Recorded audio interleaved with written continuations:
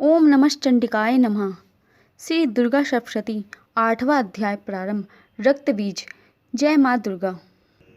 ऋषि बोले, चंड मुंड दोनों दैत्यों के मारे जाने पर एवं बहुत सी सेना के भी क्षय हो जाने पर असुर राज महाप्रतापी सुम के चित्त में भारी क्रोध हो गया। उसने सभी दैत्यों की सेना को युद्ध के लिए आज्ञा दे दी। उसने कहा, आज 86 उधायुध सेनापति अपनी सेना लेकर चले। असुर 84 कंबू सेनापति भी अपनी सेना के साथ युद्ध के लिए निकले और मेरी आज्ञा से 50 करोड़ वीर कुल के असुर तथा 100 धूर्म कुल के सेनापति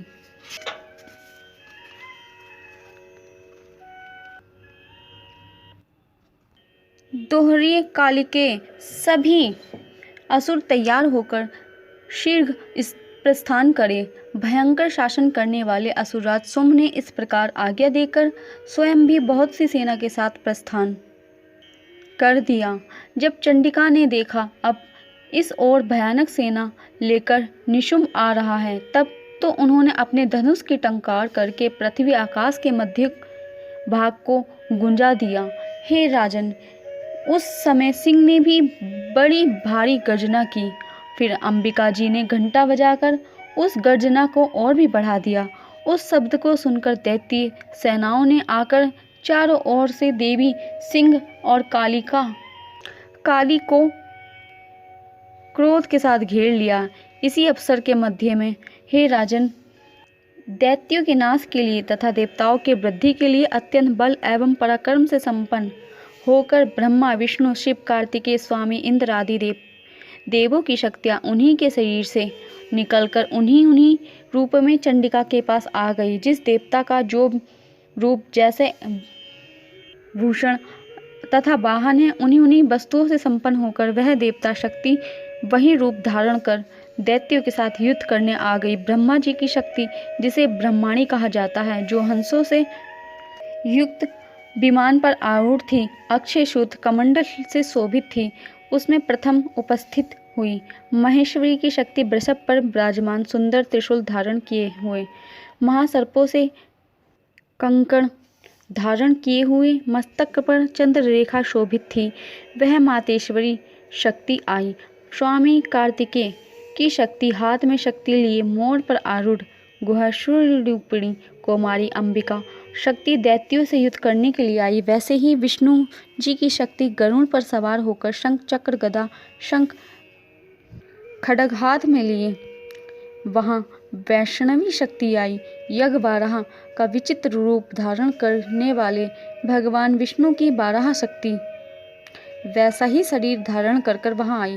नरसिंह जी के समान शरीर धारण करने वाले, गर्दन के बालों से फटकारने से आकाश के तारों को बिखेरती हुई नरसिंही शक्ति वहां पहुंची। इंद्र की शक्ति, इंद्र के समान रूप वाली 1000 नेत्र धारण किए वज्र हाथ में लेकर ऐरावत गजराज पर आरूढ़ होकर वहां आ गई। तब उन शक्तियों से घिरे हुए शंकर जी ने चंडिका से कहा, मेरी प्रसन्नता के लिए शीघ्र इन असुरों का संहार करो। तब देवी के शरीर से अत्यंत भयानक सैकड़ों गिदड़ियों की भांति हूँ करती हुई बड़ी चंडिका प्रचंड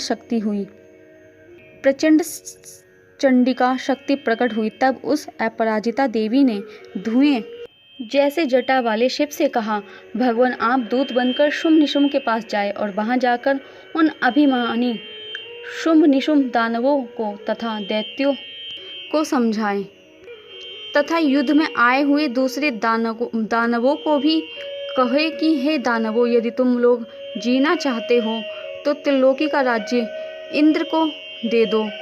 सभी देवता यज्ञ भाग पाए और तुम लोग पाताल में चले जाओ। यदि तुम कुछ बल का अभिमान कर रहे हो तो युद्ध की अभिलाषा हो तो आ जाओ, ताकि तुम्हारे मांस से मेरी गीदड़ियां तृप्त हो जाए। इस दूत रूप में स्वयं शिव को ही देवी जी ने नियुक्त किया। वह शिव शक्ति संसार में शिवदूती नाम से प्रख्यात हुई। जब शिव द्वारा कथित देवी जी के वचन उन महाअसुरों ने सुने तो बड़े क्रोध में आ गए और कहा, जहाँ कात्यायनी देवी स्थित थी उस ओर बढ़ने लगे। वहां कुपित होकर उन देव शत्रुओं ने बाण शक्ति आदि से आयुध देवी जी पर पहले वर्षा करना आरंभ कर दिया। तब टंकार करके धनुष द्वारा बड़े बड़े बाण छोड़कर देवी जी ने खेल खेल में उनके बाण फेंके हुए शूल शक्ति परशु आदि शस्त्रों को काट डाला। फिर काली भी उनके सामने आकर शत्रु का शूल के प्रहारों से चीरती फाड़ती हुई खंडवांग से कुचलती हुई मारती विचरण करने लगी। इधर ब्रह्मांड शक्ति भी जिस ओर दौड़ती उसी और अपने कमंडल का जल छिड़क देती और जिससे शत्रुओं का पराक्रम तेज नष्ट हो जाता। माहेश्वर की शक्ति ने त्रिशूल द्वारा, वैष्णवी शक्ति ने चक्र द्वारा तथा कौमारी शक्ति के द्वारा दैत्यों का क्षय करना आरंभ कर दिया। इंद्रिय शक्ति के वज्र गिराने से सैकड़ों दैत्य दानव विदीर्ण होकर रुधिर के पतलाने बहाते हुए पृथ्वी पर गिरने लगे। बाराही शक्ति ने कुछ एक को तुंड प्रहार से मार गिराया। कितने दैत्यों की छाती अपनी दाढ़ों के अग्रभाग से चीर डाली। बारह मूर्ति ने चक्र द्वारा बहुत से दैत्य चीर फाड़ डाले। कितने दैत्य शिव दूती के कठोर अट्टहास से भयभीत होकर पृथ्वी पर गिरते गए और वह खाती गईं। इस प्रकार अत्यंत कुपित होकर उनके उपाय द्वारा बड़े बड़े दैत्यों को मारते हुए मातृगण को देखकर देव शत्रु के सैनिक भागने लग गए। उन दैत्यों को मातृगण से पीड़ित होकर भागते हुए देखकर क्रुद्ध महासुर रक्तबीज युद्ध करने के लिए आ गया।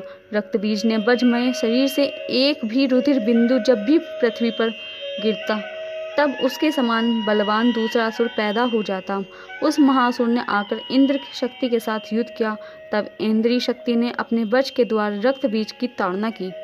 वज्र के लगते ही उसके शरीर से बहुत से योद्धा पैदा हो गए जिनका रूप पराक्रम रक्तबीज के समान था। जितनी भी रक्त की बूंदें शरीर से गिरती थी उतने ही उनके जैसे रक्तबीज पैदा हो जाते। वे रक्त से उत्पन्न हुए पुरुष भी एक अत्यंत भयानक अस्त्र शस्त्र से सुसज्जित होकर मातृगणों के साथ लड़ने लगे। फिर इंद्र ने वज्र से उसका सर छत बिछत कर दिया। उससे रुधिर बह उठा।